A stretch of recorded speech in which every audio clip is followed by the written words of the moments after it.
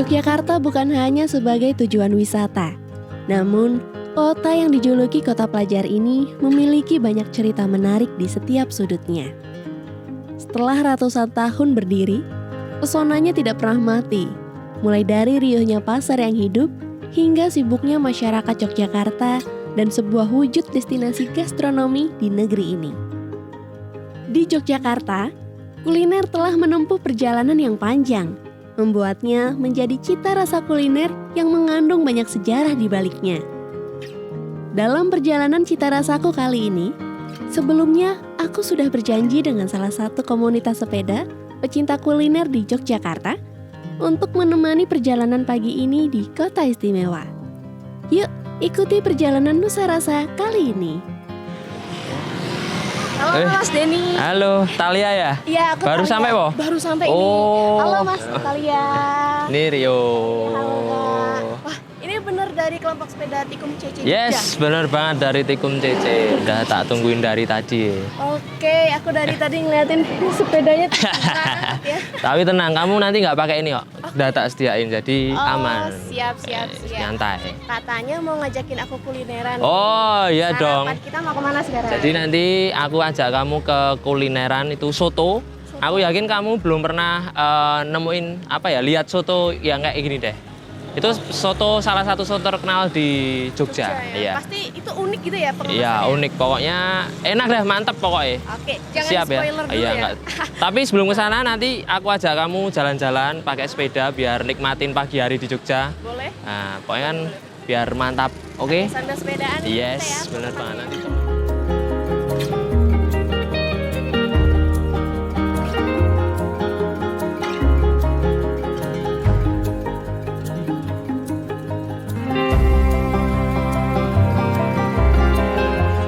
Mengawali perjalanan pagi ini, aku diajak menuju ke salah satu kuliner legendaris di Yogyakarta. Menggunakan sepeda yang unik, menyusuri jalanan sudut kota, disambut ramah oleh mereka, menjadikan perjalanan di pagi hari ini lebih menarik. Soto tahu kemasan Mbah Wongso menjadi tempat singgah pertama dalam perjalanan cita rasa di Yogyakarta. Suasana yang tenang menyambut kita saat memasuki soto tahu kemasan Mbah Wongso. Di tengah keramaian kota, warung ini berdiri dengan suasana yang hangat dan ramah. Berarti soto campur 4, Bu. Sebelumnya apa? Aku es teh. Es teh. Berarti es teh 3, es teh Jeruknya 1. Oke, terima kasih. Yuk. Setiap mangkuk disajikan dan diracik dengan sederhana, diolah dengan cara tradisional dan menjaga resep turun-temurun, membuatnya menjadikan soto tahu kemasan Mbah Wongso bertahan hingga saat ini. Unik dan terkesan sederhana, karena saat soto disajikan tidak berisi daging, melainkan diisi tahu yang dimasak bacem, kemudian diiris kecil-kecil dan dipadukan dengan kuah soto yang bening. Daun kemangi ini pula yang menjadikan soto ini unik dan memiliki cita rasa yang berbeda. pakai kemangi. Oh iya, biasanya kalau kita lihat daun kemangi itu di warung pecel ya, warung makan lele. pecel ini. Itu caranya dikotekin daunnya. Oh, di Ya, celupin dikotekin. langsung ke kuahnya ya? Terus ke kuahnya. Oh gitu. Aku baru pertama kali loh makan soto tapi pakai daun kemangi. Iya toh. Iya. Nanti rasa pertama sih bakal beda lah dari soto yang lain. Mungkin Tapi kalau soto lain kan isiannya banyak ya. Kalau ini kan cuma tahu, terus ada togenya. Terus ini ada juga apa ini? Oh nasi, ada nasinya. Selain keunikan dalam penyajiannya, soto ini memiliki tipikal kuah yang bening, berbeda dengan soto kebanyakan di Jogja. Namun jangan salah, di balik kuahnya yang bening, cita rasa yang dikeluarkan dari perpaduan kuah dan rempah-rempah membuatnya menjadi terasa nikmat dan khas. Kita cobain masih panas, Iya. kuahnya. Ini kuahnya juga bening ya. Iya, Kalau tipikal soto seger biasanya kan di Jogja tuh banyak soto tuh rempahnya tuh warnanya yang ngerempah banget. Oh, Tapi ini kelihatannya kayak agak bening, coklat gitu tapi ya. nanti kamu pas rasain rempahnya juga nampol. Apalagi pakai kemangi ini, aku kalau pakai kemangi sukanya banyak sih. soalnya di mulut kayak semeriwing gitu. Semeriwing, rasamin. Rasamin. Oke, ini tahunya juga tahu bacem ya, bukan cuma tahu putih yang diiris. Tahunya udah dibacem. Dibacem terus dipotong kecil-kecil, iya. Coba dirasain. Ya, coba ya.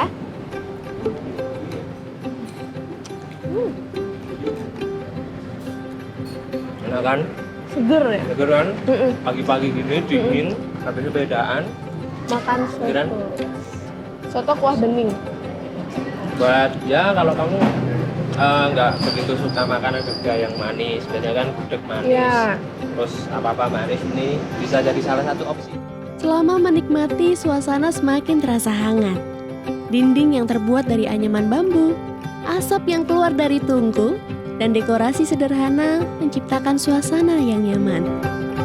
Di sudut ruangan ada foto dan kenang-kenangan yang menggambarkan perjalanan panjang Mbah Wongso dalam menyajikan soto yang khas. Setelah ini Talia mau lanjut jalan kemana? Aku masih kulineran lagi, masih keliling sampai malam nanti. Sotonya udah, paginya udah Pagi soto. udah soto. Nanti siangnya masih Ada Ada deh. ya? Oke, Nanti ya. sorenya juga ada deh. Pokoknya selamat datang di Jogja ya, pokoknya keliling-keliling Jogja. Makasih loh, tadi mas-masnya juga udah mau nemenin aku kesini sambil sepedaan. Sepedaan apa tuh tinggi tuh ya? Pokoknya Mas juga buat Talia udah apa? Ngajak kita ya jadian callingan buat nemenin Talia jalan-jalan. Sama-sama. Oke, kita habisin sotonya. Ya. Soto tahu kemasan Mbah Wongso memberikan pengalaman baru dalam menikmati soto. Memiliki cita rasa yang khas dan autentik, soto ini memang layak untuk kalian coba. Selain itu, tempat dan suasananya menjadikan soto ini selalu menjadi tujuan kuliner bagi banyak orang. Gimana Tam? Habis ini lanjut perjalanan lagi toh? Lanjut dong, perjalanan kulinernya masih banyak ya. Sip. Pokoknya keliling Jogja terus ya hari ini Iya, ya. keliling terus. Oke, hati-hati ya. Oke. Sorry nih, aku sama teman-teman nggak bisa nemenin perjalanan selanjutnya Tam. Udah diajakin kesini juga udah. Siap. Hati-hati ya, Mas. Ya, kita juga lanjut bareng yuk. Ya.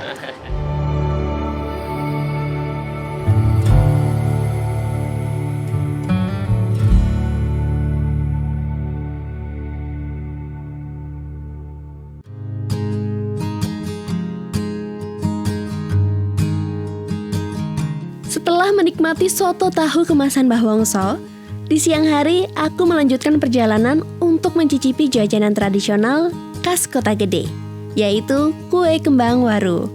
Kue kembang waru merupakan jajanan khas Kota Gede yang sudah menjadi warisan budaya Nusantara hingga kini. Kota Gede, sebuah kawasan bersejarah di Yogyakarta yang kaya akan budaya dan tradisi. Di tengah pesona arsitektur kuno, terdapat sebuah warisan kuliner legendaris kue kembang waru. Kue kembang waru memiliki sejarah panjang yang melekat pada kehidupan masyarakat Kota Gede. Pak Basiran Hargito, atau yang lebih dikenal Pak Bas, menjadi salah satu sang pewaris kue kembang waru. Selamat siang, Pak. Yang Mbak ini dari mana ini? Saya tadi keliling-keliling Jogja, Pak. Oh, walking. Walking.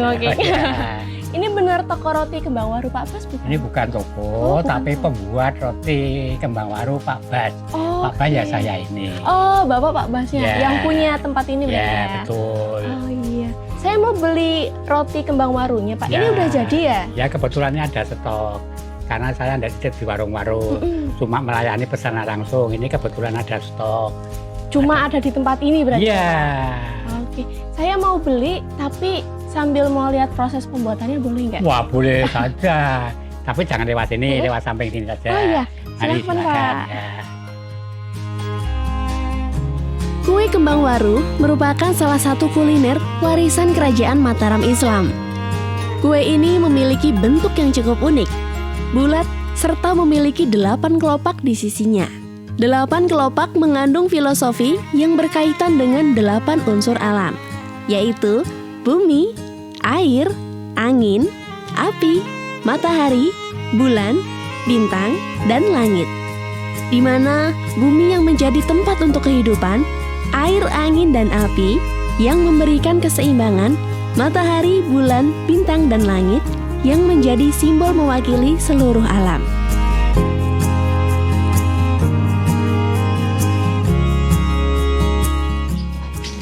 dapur pembuatannya? Iya, ini tempat bikin roti kembang waru. Lebih jelas kami persilakan masuk sini saja. Dalam kunjunganku kali ini, aku berkesempatan untuk melihat secara langsung bagaimana kue kembang waru dibuat. Dapur yang sederhana dan alat-alat tradisional menjadi wujud konsistensi Pak Bas untuk mempertahankan cita rasa kue kembang waru.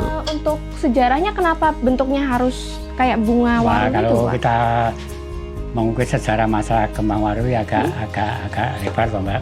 Yang penting itu makan roti kembang waru itu ciri khas Kota Gede yang tidak dipunyai tempat lain. Karena pada waktu dulu kerabat keraton sama pasar kota itu berdekatan. Sedangkan pasar Kota Gede itu dulu belum ada kios, masih banyak tumbuhan liar seperti beringin, talok, gayam, dan waru. Pohon waru itu pohon yang lekak besar tapi tidak produktif, tidak bisa untuk bahan aroma. Dan sepanjang sejarah pohon waru itu belum pernah berbuah, cuma berbunga. Maka dari itu kerabat keraton menirukan, mungkin dianggap lebih mudah menirukan roti kembang waru. Yang penting jangan bentuknya tapi rupanya.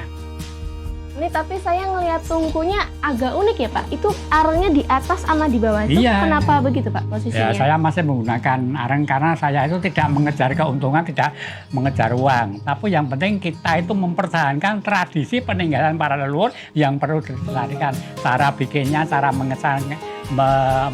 mengemahnya juga seperti dulu. Saya pakai areng. Karena sering sekali kami itu didatangi turis dari luar negeri. Kalau turis itu disuguhi alat yang modern, tidak gumul, tidak heran karena udah sering lihat ya Pak ya. lebih canggih, maka maunya yang antik-antik, yang manual seperti ini. Oke, berarti masih mempertahankan nilai budaya juga ya Pak Iya, ya? betul. Perjalanan kue kembang waru bukan hanya sekedar menjadi kuliner saja. Namun, bagaimana filosofi kue kembang waru sebagai dasar dalam menjalani kehidupan.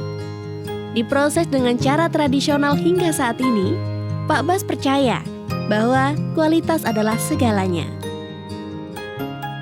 Pak, ini kalau aku coba cara buatnya boleh? Ya silakan monggo, duduk di situ ya. Sebentar. Di sini. Ini aku duduk di sini aja ya Pak ya? Ya duduk situ ya. Oke.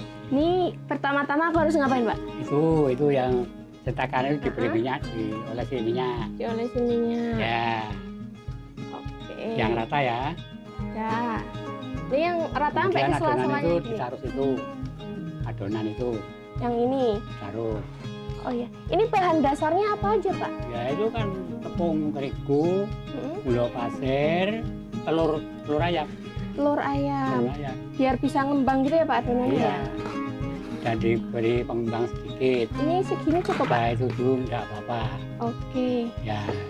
Terus dimasukkan dalam oven itu, dimasukkan dipegang dulu. Pegang dulu. Pegang diletakkan kayak gitu. Oh gini. Ya, langsung iya. dimasukkan. Ya, masukkan pelan-pelan saja. Oh, iya. Aduh agak grogi Ya. Pak.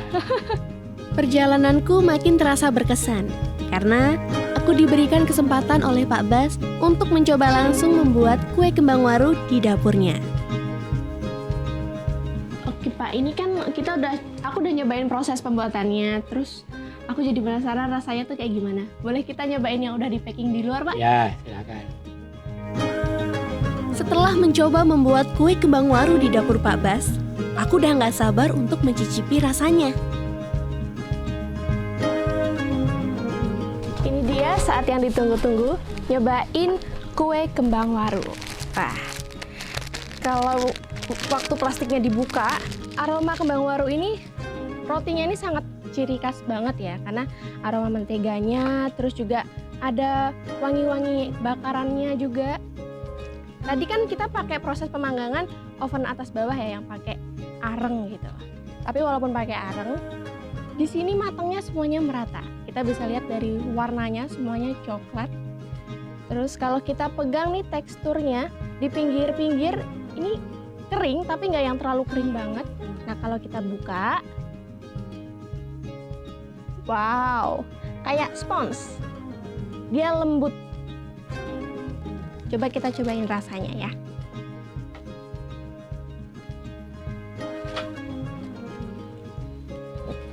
Walaupun ini roti, tapi rasanya itu nggak dominan di manis. Ada rasa asin dan juga gurih. berpadu jadi satu. Terus juga tepungnya semuanya itu kita lihat dari adonannya nggak ada yang bantet. Terus juga dari tekstur telurnya mengembang sempurna juga. Cita rasa yang sederhana aku rasakan pada kue kembang waru. Aroma gurih dari mentega dan lembutnya tekstur kue kembang waru membuat siapapun wajib untuk mencobanya. Walaupun memiliki rasa yang sederhana, kue kembang waru memiliki sejarah dan penuh filosofi. Kue kembang waru adalah perpaduan cita rasa dan budaya yang kaya, menjadikannya salah satu warisan kuliner Nusantara yang patut untuk dijaga. Pak Bas, Oh ya, rotinya enak banget. alhamdulillah. Terima kasih juga Pak, tadi Ya. aku udah diajakin ke dapur Ya. buat roti kembang waru. Ini sekarang aku mau lanjut ke perjalanan berikutnya ya Pak ya. Kami sebagai orang tua, maaf bila ada kesalahan. Mudah-mudahan Anda diberi kesehatan. Sukses Amin. kalian kita kan bisa tercapai. Amin. Selamat jalan, semoga bisa ketemu di lain waktu. Amin Pak Bas, terima kasih Pak. Ya. Mari.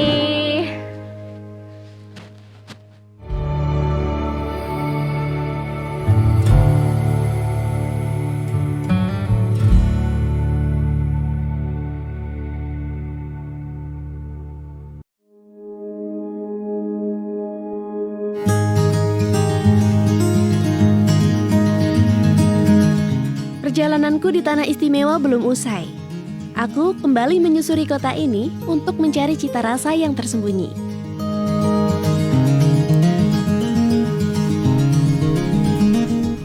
Mengendarai transportasi umum Trans Jogja bagiku adalah pengalaman yang menyenangkan.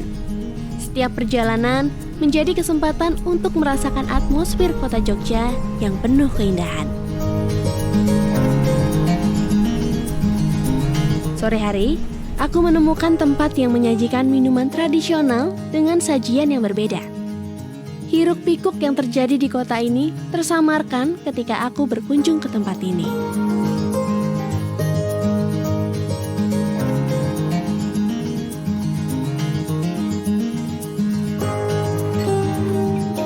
Halo, Halo Mbak. Kak, Halo, selamat datang. aku Talia. Oh, Fatah dari tim Wirati. Oh, tim Wirati. Silakan duduk, Mbak. Oke, thank you. Sampai di sana, aku disambut hangat. Saat pertama kali memesan, aku langsung dijelaskan tentang menu apa saja yang ada di Wirati. Oke, aku mau pesen tapi kasih rekomendasi dong Kak, apa yang biasanya tuh orang suka di Wirati minum? Basicnya suka kopi atau enggak? Kopi boleh. Kopi boleh. Kalau kopi kita ada 2 karakter. Pertama yang paling atas, cinnamon coconut coffee. Itu nanti kita pakai kayu manis sebagai rempahnya. Atau kalau Mbak suka yang rempahnya agak strong, nyobain yang kopi susu ginger. Nanti efek hangatnya batu merasa di tenggorokan. Itu kalau yang kopi. Boleh Kalau banget yang itu. non kopi, yang creamy, nanti bisa nyobain yang cinnamon choco ginger atau choco cinnamon. Bedanya sama tadi, yang choco cinnamon cuma pakai kayu manis, choco ginger kita pakai jahe dari coklatnya gitu. Jadi coklat sama jahe. Iya, sama kayu manis sama gula kelapa. Keren. Ada berbagai macam minuman di sini yang dicampur dengan rempah-rempah. Hal ini membuat minuman tersebut memiliki rasa yang unik dan berbeda dari biasanya. Kopi susu ginger, kemudian choco ginger sama turmeric tamarin mocktail. Oke. Oke, aku tulis dulu ya. Sambil dibuat nanti kalau udah diantar ke atas nih Kak. Oke, nanti kita Aku mau antar ke atas. ngobrol-ngobrol juga. Oh iya, siap-siap. Nanti aku antar ke sana ya. Tak siapin dulu ya. Siap. Siap. Makasih ya Kak. Sama-sama, Kak. Ditunggu ya. Siap. Wirati Spices Bar. Tempatnya terlihat sederhana, tapi di kesederhanaan ini banyak cerita yang tercipta. Dilihat dari hiasan dinding yang ada di Wirati. Lokasinya di tengah kota Jogja, rasanya sempurna untuk melepas penat setelah seharian berkeliling Yogyakarta.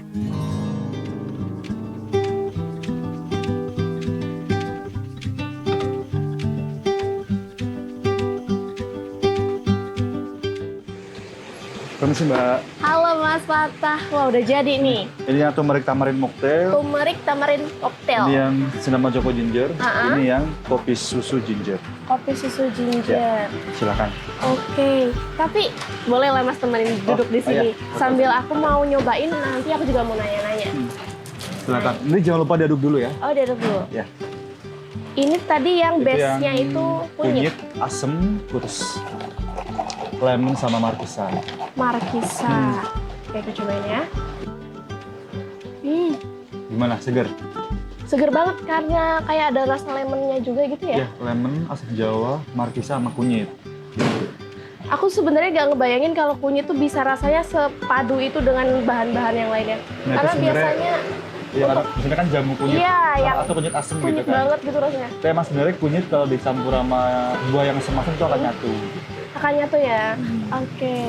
Kalau yang ini rasanya Itu yang coklat. coklat ya. Coklat. Base-nya di coklat, Iya. tapi ada jahe. Jahe sama kayu manis sama gula kelapa. Itu sama diaduk dulu juga ya. Oke.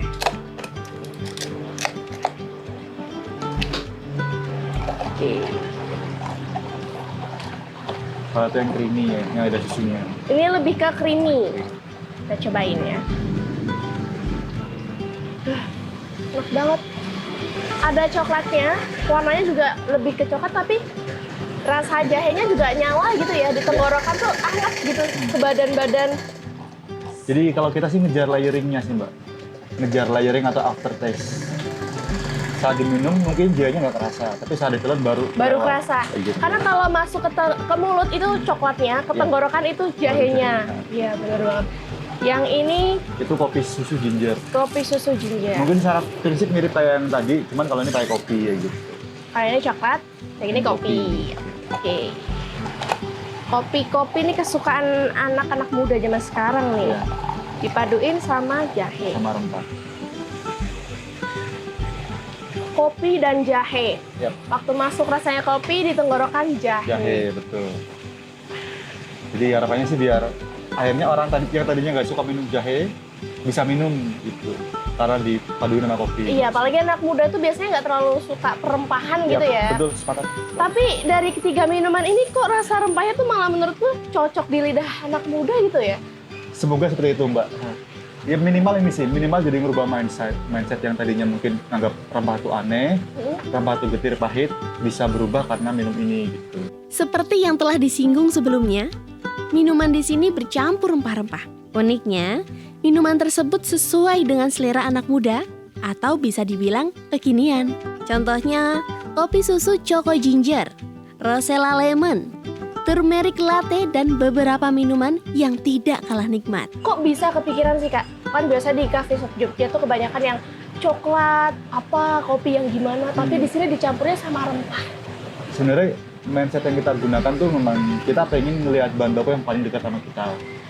Yang paling dekat, nggak musiman, dan tentu harga secara bahan baku lebih murah, yaitu rempah gitu. Sekarang kalau misalkan kita ngomongin rempah kan hampir semua daerah penghasil rempah. Penghasil rempah. Apalagi Indonesia ya kaya Iya, dengan betul. rempahnya ya.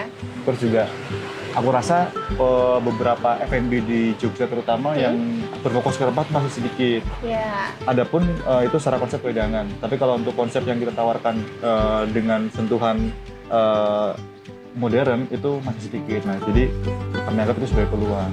Peluang baru ya. Peluang baru. Apalagi biasanya rempah itu kan orang tahu di makanan. Yap. Ya, lebih di makanan. Kalau ini di minuman. Apa yang keren? Gitu sih Kak. Konsepnya unik ya, nggak banyak coffee shop yang seperti Iya. ini. Makanya nggak jarang banyak anak muda yang datang karena ketertarikan ya pengen nyobain gitu ya. Bukan cuma sekedar kopi atau susu atau teh biasa, tapi perpaduan antara minuman dan rempah gitu ya. Oke, makasih ya Kak udah dibuatin minuman Oke. yang enak banget. Sama-sama enjoy ya Kak ya. Enjoy lah pastinya. Kalau aku ke Jogja pasti balik lagi sih. Bahkan nanti kalau mau lulus lukis kita ada terayun di sini sama kertas sama ada. Oh iya, udah disediain di belakang Iya, ya. jadi tinggal nanti tempel sendiri aja gitu ya. Meninggalkan memori di sini. Enjoy, Kak, Makasih ya. Mas Wata. Makasih. Oke.